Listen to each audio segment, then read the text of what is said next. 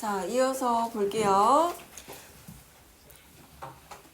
자, 밀리미터파의 또 다른 특성, 감쇄율에 대해서 소개를 해주겠습니다.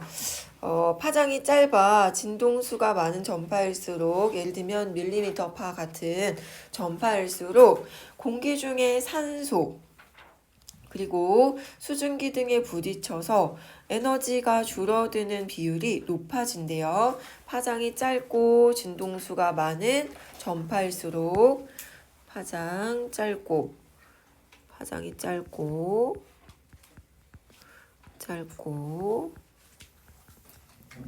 진동수가 많고 그러면 감쇄율이 커진다.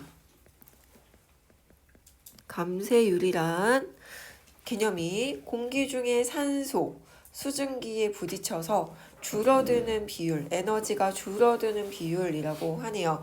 어떤 장애물에 부딪혔을 때 그것에 흡수되어서 줄어드는 그런 성질, 그런 특성이 많이 높아진다. 이렇게 이제 특성이 나와 있으면 파장이 짧아, 진동수가 높고 많고, 그러면 감쇄율이 높아진다. 이렇게 특징들을 정리해 볼 수 있는데, 이것은 늦가을 맑은 날과 그리고 안개 낀 날 빛의 세기가 확연히 다른 점을 생각해 보면 이게 조금 더 구체적으로 와닿을 수 있는 특성이라고 합니다. 늦가을의 맑은 날이야. 그러면 빛이 아주 쨍해. 되게 밝고 맑은 하늘에서는 그런 상태였다가 안개 낀 날에는 그 빛의 세기가 굉장히 흐려진다, 약해진다, 이런 것들을 떠올려 보면 그 공기 중에 산소나 수증기에 부딪혀서 그것이 흡수가 되는 거구나, 이렇게 이해할 수가 있다고 합니다. 밀리미터파도 예외는 아니어서 비가 오거나 안개가 끼면 공기 중에 산소나 수증기에 의해서 에너지의 감쇄가 나타난다라고 할 수 있답니다. 맑은 날, 늦가을 맑은 날에는 수증기, 공기 중에 산소, 그리고 수증기가 별로 없어서 그것에 이제 부딪히면서 에너지가 줄어드는 현상이 많이 나타나지 않는다. 수증기 별로 없다. 그래서 늦가을 맑은 날에는 감쇄가 많이 나타나지 않는다. 에너지 감쇄 적다. 감쇄가 적지만 안개가 낀 날 빛의 세기가 굉장히 약해진다. 에너지가 많이 줄어들어가지고 산소, 수증기에 부딪혀서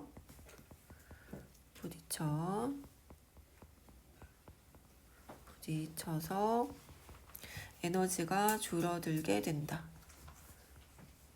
이렇게. 그래서 빛의 세기가 약해진다. 빛의 색이 약해진다. 이렇게 볼 수 있겠습니다. 그래서 안개 낀 날과 맑은 날 이렇게 이제 비교를 해보면 감쇄가 된다라는 것이 어떤 의미인지 좀 파악할 수 있을 거다. 구체적으로 이렇게 설명해 주네요.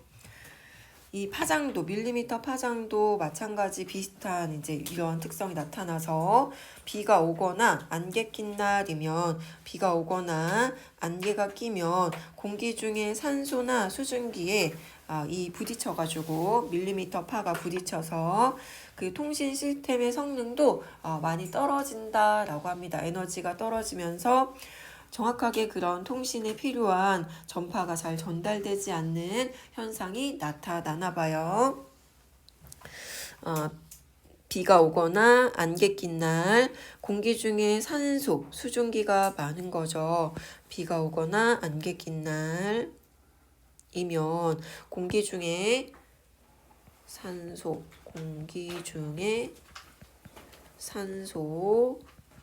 그리고 수증기가 많아가지고 부딪혀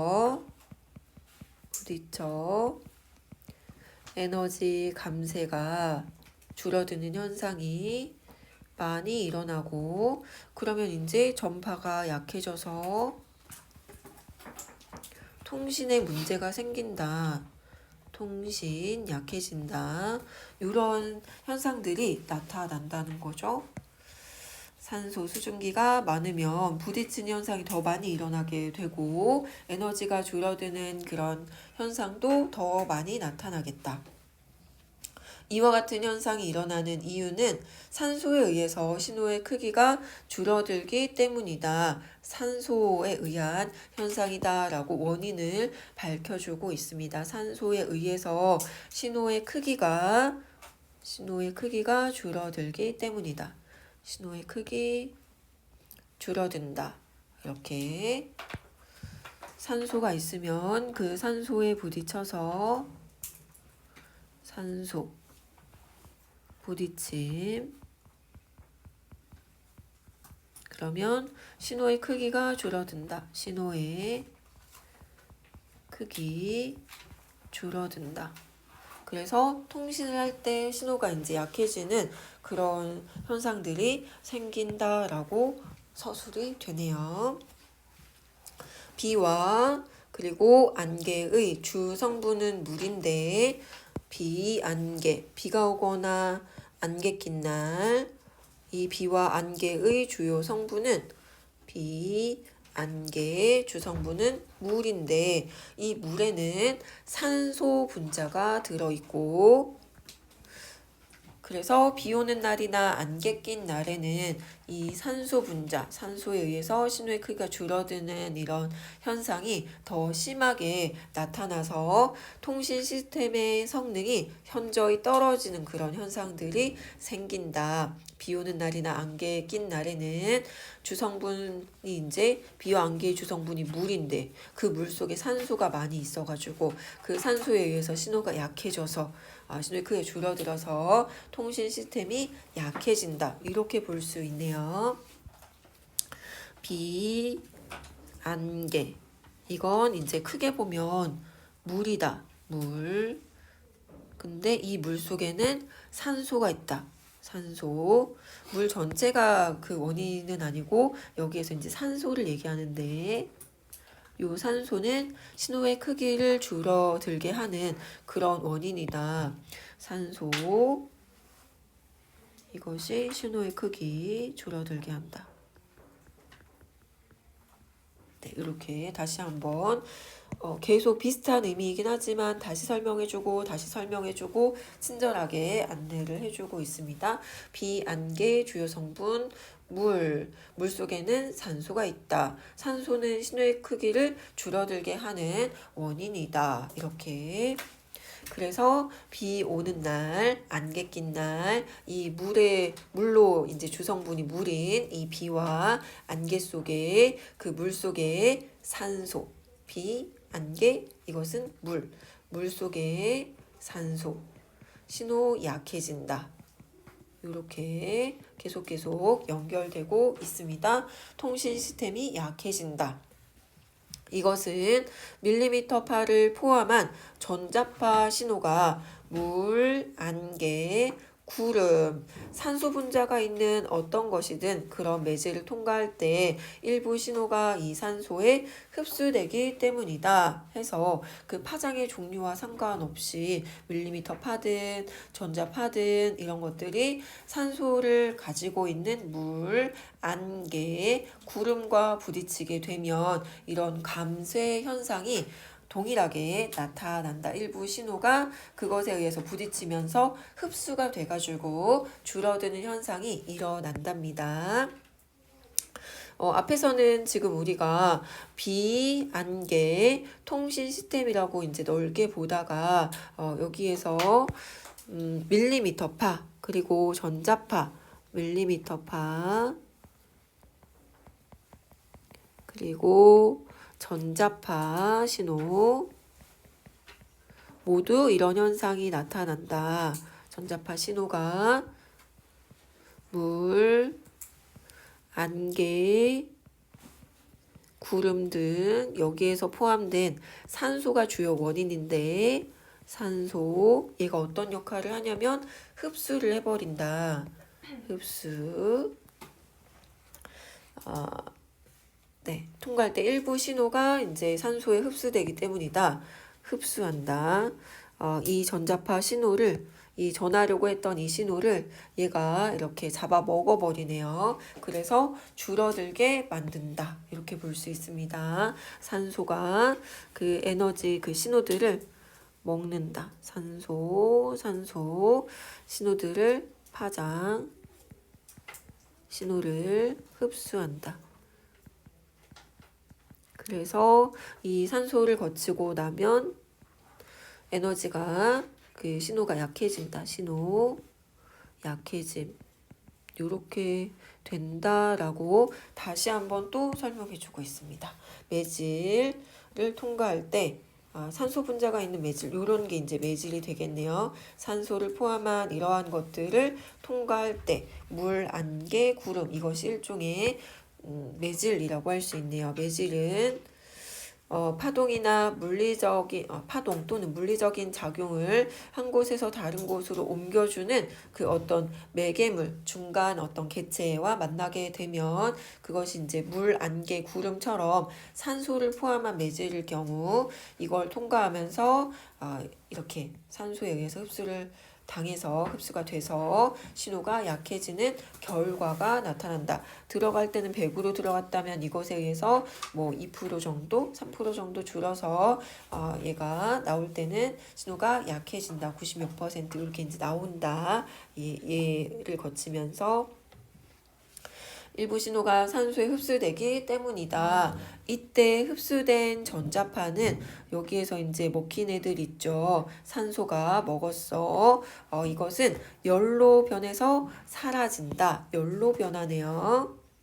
이 전자파가 열로 변한 후에 사라졌어. 나머지 전자파 줄어든 상태로 감쇄된 상태로 목적지에 도착하게 되어서 신호의 크기가 줄어드는 그런 현상이 나타나게 된다. 이러한 이제 정보들을 세세하게 좀 챙겨줄 필요가 있겠다. 내용 일치 문제가 나올 테니까. 얘들이 이제 산소에 이렇게 에너지가 신호가 이렇게 먹혔는데 흡수가 됐는데 그 흡수된 이런 파장 신호들은 어떻게 될까? 열로 날아가 버린다. 그렇죠? 줄어들어서 뭔가 다른 걸로 바뀌어서 상태가 바뀌어가지고 다시 되찾을 수 있는 건 아니고 열로 변해 이렇게 날아간다. 열로 날아간다. 흡수됐다가 열로 되어서 빠져나가고 줄어든 채로 이렇게 약해진 채로 빠져나오게 된다. 이렇게 열로 변한다. 흡수된 전자파, 흡수된 에너지는 열이 되어서 사라진다. 라고 한 번 더 체크해 줍니다. 자, 지금까지 살펴봤던 밀리미터파의 특성은 직진성, 파장이 짧은 것은 직진성이 강하다 이렇게 했었고 또 감쇄, 줄어든다 라는 특성이 지금 제시가 됐어요. 직진성과 대기에 의해서 대기 속의 산소에 의해서 흡수를 당해서 에너지의 크기가 줄어드는 현상, 감쇄 현상이 나타났습니다. 직진성과 감쇄의 특성 때문에 한 번에 먼 거리로 데이터를 전송을 할 때 좀 어려움이 있다. 줄어든다. 뭔가 장애물에 부딪히면, 매질에 부딪히면, 특히 산소가 있다면 흡수를 당해버려서 그 신호가 약해지는 문제가 있다 보니까 데이터를 멀리까지 전송하는 것은 좀 어려운 점이 있다. 직진성, 앞으로 뻗어나가는 파장이 짧은 그 밀리미터파의 특성이었고 직진성 그리고 감쇄가 되고 그래서 멀리까지 보내는 건 좀 어려웠는데 그러나 파장이 짧아서 이 단점을 보완할 만한 또 장점이 있는데 전자회로나 안테나의 크기를 작게 만들 수 있다. 파장이 짧으면 크기를 좀 작게 만들 수 있나 봐요. 전자회로나 안테나의 크기를 작게 만들 수 있는 장점이 있다. 해서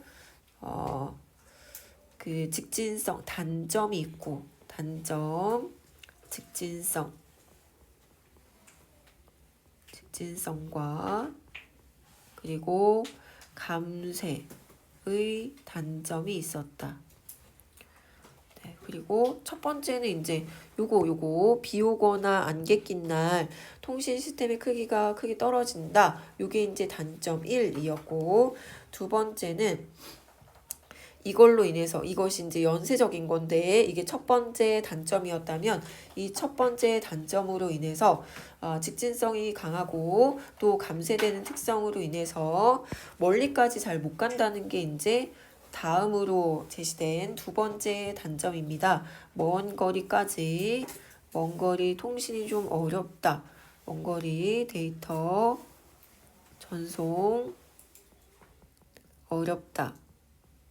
이게 이제 두 번째 단점으로 첫 번째 단점과 맞물려서 제시가 되고 있어요. 직진성 감쇄 첫 번째, 감쇄가 이제 첫 번째였다. 요거 비 오거나 안개 낀 날. 그리고 두 번째는 먼 거리로 보내기가 좀 어려운데 그렇다고 해도 이런 이제 파장이 짧은 특성 덕분에 크기를 작게 만들 수 있다는 거, 이 밀리미터 파를 활용한 어떤 물건을 만들면 그것의 물건의 크기가 작을 수 있다. 파장이 짧아서 장점은 작은 사이즈로 제작할 수 있다. 작은 사이즈로 이 파장을 활용한 어떤 물건을 만들 수 있다는 거. 전자회로로 만들거나 안테나를 만들 때 크기를 작게 만들 수 있다라는 것. 파장이 짧으면 크기를 작게 만들 수 있구나. 그리고 가용 대역폭. 요 가용 대역폭의 뜻은 사용할 수 있는 주파수의 폭이란 뜻이래요.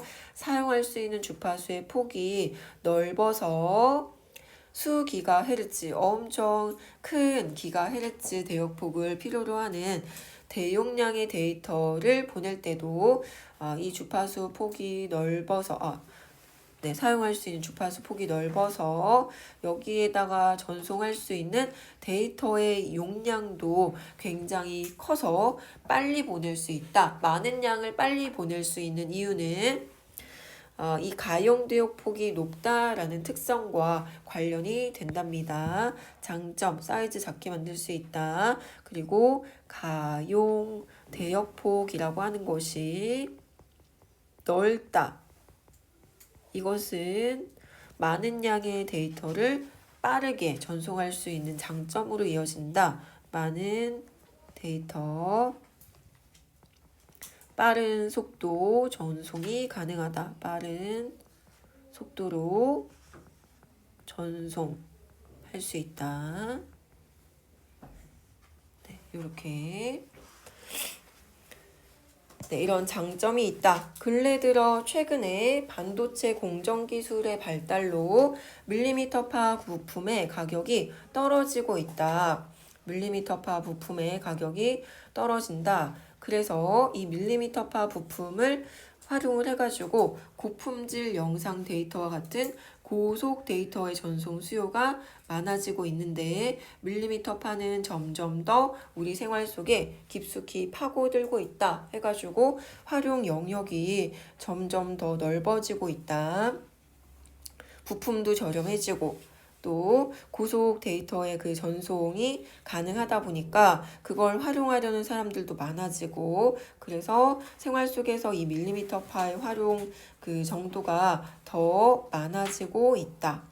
저렴하고 부품 가격이 저렴하고 밀리미터 파를 활용한 부품의 가격이 저렴하고 그 다음에 요거 특성이 있었는데 빠른 속도로 전송할 수 있는 이런 특성이 실제 사람들의 이제 사람들이 필요로 하는 그 요구와 사람들의 필요와 잘 맞아 떨어져서 그래서 활용도가 높아지고 있다. 아무리 이제 편하고 좋아도 가격이 좀 비싸고 그러면 좀 활용이 되기 어렵겠지만 부품 가격도 이 파장을 활용한 부품의 가격도 많이 이제 내려가고 그리고 이제 사람들의 필요도 이제 높아져가지고 활용도가 점점 더 넓어지고 있다, 높아지고 있다 이렇게 볼 수 있겠네요. 자, 이제 또 다른 이야기가 나올 거예요. 쭉 이제 대역별로 그 기가헤르츠, 몇 기가헤르츠와 몇 기가헤르츠 사이의 대역폭의 밀리미터 판은 이런 영역에 활용하고 해서 이렇게 60기가헤르츠, 77기가헤르츠 대역, 94기가헤르츠 대역의 이 밀리미터 파가 각각 어떤 영역에서 어떤 용도로 사용이 되는지 정보를 쭉 정리해 주게 될 겁니다. 자, 밀리미터 파는 대역별로 다양하게 활용이 되고 있다. 먼저 60GHz, 60GHz는 넓은 가용 대역폭을 활용해서 근거리에서 특성도 체크를 해주면 가까운 거리에서 대용량의 데이터를 빠르게 고속 전송하는 데 유용하다. 첫 번째 60GHz는 가까운 거리에서 한꺼번에 많은 양의 데이터를 빠르게 전송하는데 유리한 그런 대역폭이다 해서 60GHz. 이 대역을 이용해서 데이터를 전송하게 되면 전송 속도가 1초당 1GB에서 3GB까지 가능하다. 속도가 굉장히 빠르다. 이는 700MB 용량의 고화질 영화 한 편을 다운받는데 2, 3초면 가능하다는 의미다. 그 정도의 속도라고 실제 우리가 조금 체감할 수 있도록 이것이 어느 정도의 속도인지를 다시 한번 적용을 해서 얘기를 해주고 있네요. 1초당 1GB 그러면 영화 한 편 내려봤는데 2, 3초면 다 가능하다는 뜻이어서 속도가 빠르다 이런 의미로 이해하면 되겠습니다. 이것은 하드디스크, 셋톱박스, 고화질의 텔레비전, HD TV, 캠코더, 대용량의 데이터를 보내면서 굳이 케이블을 사용할 필요가 없어서 케이블 사용하지 않고 무선 이제 통신으로 이렇게 다운받을 수 있고 하기 때문에 편하다라는 거. 하드디스크, 셋톱박스, 고화질 텔레비전, 캠코더 이렇게 서로 데이터를 전송하고 다운받고 할 때 그 과정에서 이 케이블 선을 이용하지 않고 전파 통신으로 이걸 다 보낼 수 있어서 무선으로 할 수 있어서 편리하다라는 것. 그리고 이제 공간의 활용도를 높일 수 있다. 멀리까지 좀 보낼 수 있고 선을 연결할 수 없더라도 보낼 수 있다는 점에서 공간 활용도가 높아지는 장점이 있다. 이 몇 기가헤르츠였죠? 60GHz일 때의 특성입니다. 비교적 가까운 거리에서 대용량의 데이터를 고속 전송하는 경우에 60GHz 대역에 이 밀리미터 파가 활용이 되고 그리고 속도가 굉장히 빠르고 무선으로 가능하기 때문에 이러이러한 장점이 있다. 편리하다. 공간 활용도를 높여준다라는 장점들 60GHz의 특성입니다. 그리고 밀리미터 파는 대역폭이 워낙 넓어서 굳이 압축하지 않고 원본 그대로 보낼 수 있답니다. 그래서 영상 신호가 조금 늦게 도착하거나 지연되는 그런 현상도 나타나지 않는다. 압축하고 풀고 이런 과정이 없어서 원본 그대로 가기 때문에 영상 신호가 지연되는 그런 아쉬운 점도 발생하지 않을 뿐만 아니라 압축 기술을 사용하게 되면 지연 현상 플러스 그 압축 기술을 이용할 수 있는 이용료 같은 부가적인 어떤 그 비용이 발생하게 되는데 그런 비용도 지불하지 않아도 된다는 점이 장점이다 라고 해서 60GHz 대역폭의 밀리미터파 특징 어디에서 이제 활용하는지 영역 이런 것들이 설명이 됐습니다. 장점이 이렇게 있었다. 여기까지가 60GHz 대용량의 데이터를 빨리 전송할 때 주로 사용한다. 케이블 사용하지 않고. 자, 그리고 77GHz 대역의 밀리미터파는 어떤 상황에서 주로 활용되고 있냐면 차량 충돌 방지 레이더를 만들 때 이 77GHz 대역의 밀리미터파 파장이 활용이 된답니다. 대역이 77GHz예요. 차량 충돌 방지 레이더에는 밀리미터파 신호를 이용해서 200m 이내의 전방 차량과 앞에 전방에 있는 차량과 또 옆으로 다가오는 차량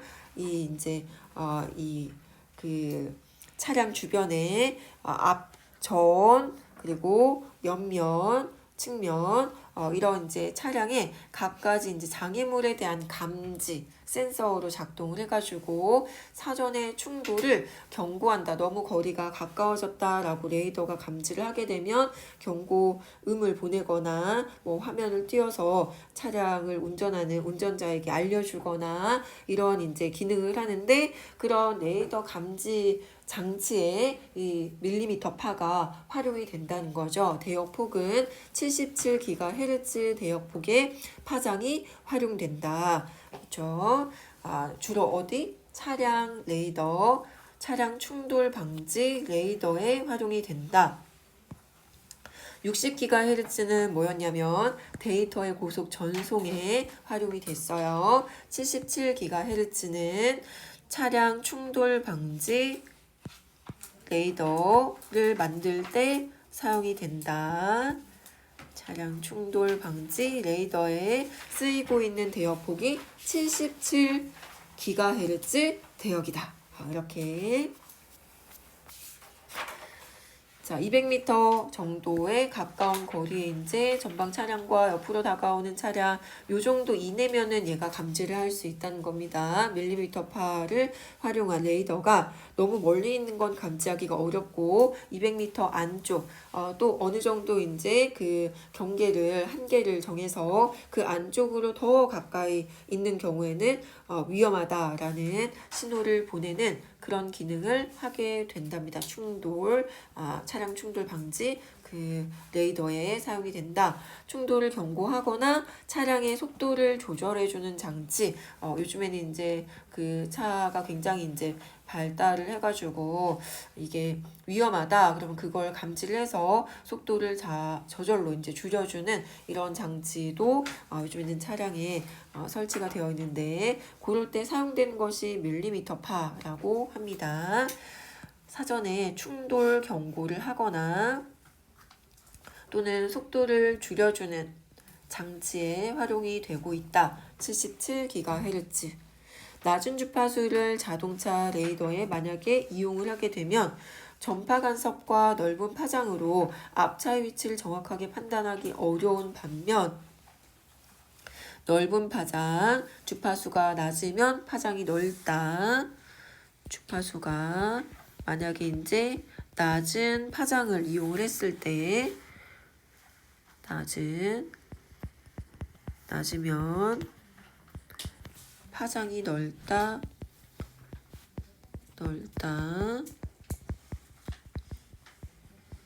그래서 앞차의 위치를 정확하게 판단하기 어렵다. 앞차 위치 정확한 파악이 어렵다.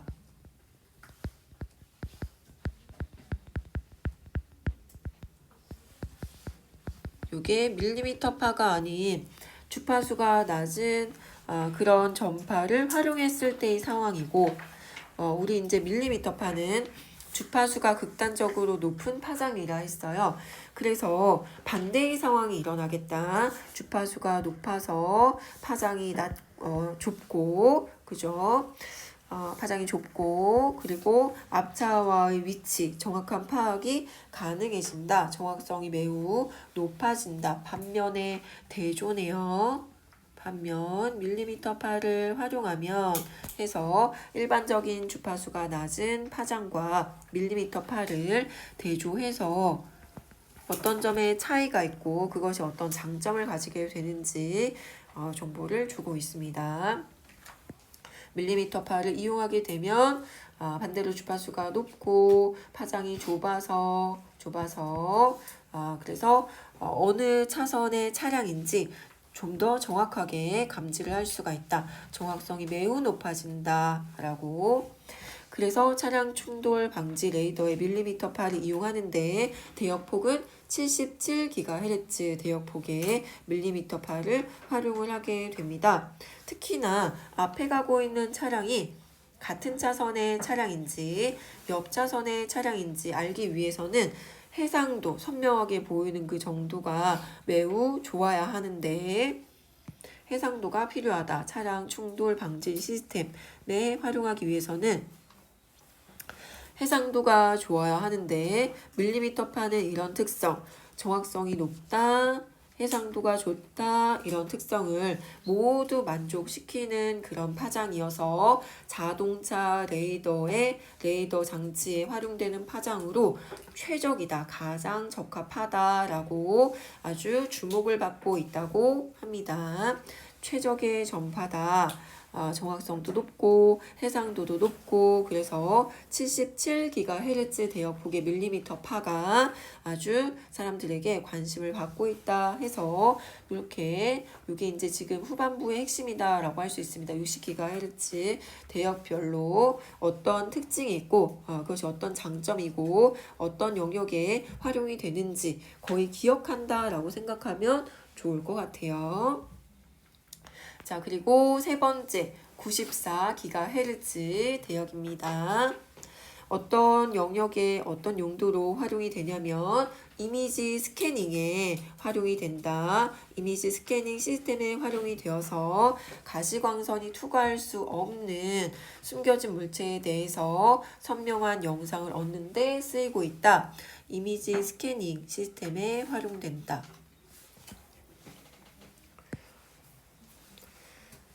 가시광선이 투과할 수 없는 숨겨진 물체에 대해서 영상을 얻을 때 이 94GHz 대역의 밀리미터 파를 활용한대요. 주파수가 높으면 투과나 반사의 성질이 커지고 파장이 짧은 주파수가 높다, 파장이 짧으면 이런 뜻이고 투과가 잘 되고 네, 그리고 반사도 잘 되고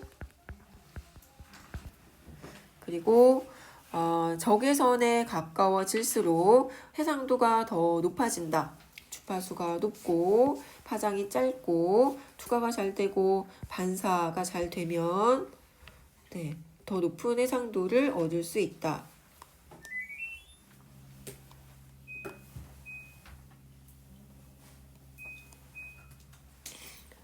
네, 병원에서 이용하는 X선의 파장은 10mm로 더 높은 해상도를 줄 수 있지만 병원에서 이용하는 X선 밀리미터 파 말고 X선 같은 경우는 이걸 이용할 수는 있지만 해상도가 높더라도 인체에 해가 되는 그런 위험이 있어서 그래서 이용하기가 조금 적절하지 못하다. 병원에서 이용하는 이 이미지 스캐닝에 활용할 수 있는 X선이 있지만 해상도가 높다는 장점, 하지만 인체 유해하다라는 위험, 해로움 때문에 이걸 계속 활용할 수는 좀 없고 그리고 적외선 같은 경우는 넓은 영역을 스캔할 수 없다는 또 단점이 있대요. 해상도는 높지만 넓은 영역의 스캔에 적합하지 않다. 이러한 이유 때문에 상대적으로 넓은 영역을 스캔할 수 있으면서 또 인체에 해롭지도 않은 밀리미터파의 활용도가 매우 높다. 지금 그 X선과 적외선 모두 이제 그 단점들이 있었는데 그런 것들을 모두 채우고 있는 가지고 있는 그러한 이제 그 활용 방법 활용할 수 있는 요소가 94GHz 대역의 밀리미터파다 이렇게 볼 수 있습니다. 넓은 영역 스캔할 수 있고 넓은 영역 스캔 그리고 또 위험하지도 않고 인체에 유해하지 않다. 네, 그래서 밀리미터파의 활용도가 높다. 안개나 구름, 눈, 모래 폭풍, 기상 상태에 따라서 가시거리가 달라지는 볼 수 있는 그 거리가 달라지는 안개, 구름 이런 것 자연 어떤 상황에 따라서 안개나 구름이나 눈, 모래 폭풍, 기상 상태에 따라 보이는 그 거리가 달라지는 항공 시스템의 전방 스캔용으로 많이 쓰이고 있다. 그래서 밀리미터파 94GHz 대역은 이 전방 스캔용 항공 시스템에서 전방 스캔용으로 많이 쓰이고 있답니다. 그리고 공항이나 은행처럼 보안이 중요한 장소에서 혹시 무기를 소지하진 않았는지 이런 것들을 탐지할 때도 94 대역 폭의 밀리미터 파를 활용한다. 이렇게. 그래서 대역별로 활용하는 그러한 영역이 좀 차이가 있었다. 그의 특징에 따라서 앞으로 더 많이 활용될 것 같다라고 전망을 제시해주고 있습니다. 앞으로 응용 분야는 더 넓어질 것으로 전망이 되고 하나의 예로 최근에 밀리미터 파가 의료 분야에서도 활용이 되어가지고 그 영역이 점점점 자동차, 항공, 그리고 이제 데이터 전송하는 건 기본이고 등등 활용할 수 있는 그 영역이 넓어지고 있다. 검사 대상 물질을 정확하게 식별, 알아차림, 감지하는 데에도 사용되기도 하고 암 치료를 할 때 탐침에도 특정 물질 부위 상태 등을 특이하게 이제 검출할 때도 암 치료할 때 뭔가 그 조직을 이렇게 검출해야 될 때 그럴 때도 이 밀리미터 파가 활용이 되고 있다. 그래서 영역이 지금 암 치료할 때도 사용이 되고 의료 분야 그리고 또 검사 대상을 정확하게 식별하는 데 사용되기도 한다. 의료 분야 대표적으로 밀리미터 파는 초미세 공정 기술의 발달에 따라 미래의 기술로 점점 더 주목받고 있다. 확장 가능성 지금보다 더 많이 활용되고 비중이 커질 것이다. 나노 세계, 나노 그러면 엄청 미세하다 이런 뜻이지. 나노 세계를 통제하는 여러 기술들이 속속 개발되고 있는 중인데 이 밀리미터 파도 이 나노 세계를 통제하는데 하나의 큰 영향을 줄 수 있는 전파 파장이다. 해서 그것을 말해주고 있는 것이기도 하다. 이렇게 좀 더 많은 영역에서 활용이 될 거다라는 걸 예상하고 있습니다. 네, 학습 활동 좀 볼게요. 밀리미터파의 특성과 원리입니다. 특성, 원리, 기술적인 응용. 자, 밀리미터파는 주파수가 높습니다. 주파수 높다, 파장 짧다, 직진성이 강하다 이렇게 특징들. 주파수와 파장은 반비례 관계구나. 전파는 파장이 짧아질수록 직진성이 커지는구나. 여러 번 반복되었던 거 이제 정보를 정리하는 그런 과정입니다. 주파수 높다. 파장은 짧다. 직진성은 강해진다. 계속 요게 반복되어서 활용이 될 거예요. 여러분 이제 문제 풀 때도. 그리고 이 밀리미터 파의 특성이 실제 기술로 어떻게 응용되고 있는지 살펴보면 밀리미터 파의 특성과 그것이 어떻게 응용되는지 살펴보면 파장이 짧다. 파장이 짧으면 이것이 주파수가 높은 거니까 이것에 의해서 이렇게 됐죠. 파장이 짧다. 주파수가 높다는 의미인데 그러면 짧으면 크기를 작게 만들 수 있나 보다. 우리 본문에서 확인을 했었죠. 크기를 만들려는 그 물건의 크기를 작게 만들 수 있다. 회로든 또는 안테나든 크기를 작게 줄여서 만들 수 있다는 거. 작게 만들어도 이 기능을 특성을 잘 활용할 수 있다는 걸 확인할 수 있었습니다. 그리고 파장이 짧아서 직진성이 강하다. 직진성이 강하다. 직진성이 강하므로 파장 짧고 그것이 또 직진성이 강한 것으로 나타나고 그래서 신호의 빈폭이 좁고 적에게 잘 노출되지 않는 직진성이 강한 빈폭이 좁은 레이더를 만들 수 있어서 기존의 마이크로파로 그 약간 좀 아쉬운 점이 있었던 레이더를 좀 더 발전시킬 수 있는 그런 전파였다라고 볼 수 있죠. 전쟁 시기에.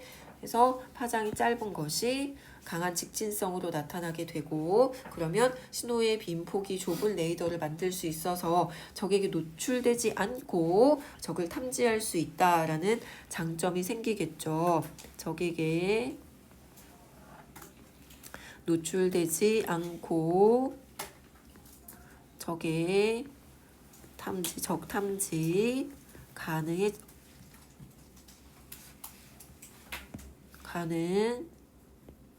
가능해진다.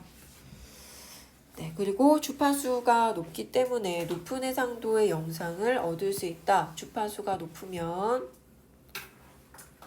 해상도가 높다. 이런 관련도 찾아볼 수 있었습니다. 주파수가 높으면 해상도가 높다. 계속 이런 특성들을 관련성 중심으로 봐주는 과정이 필요합니다.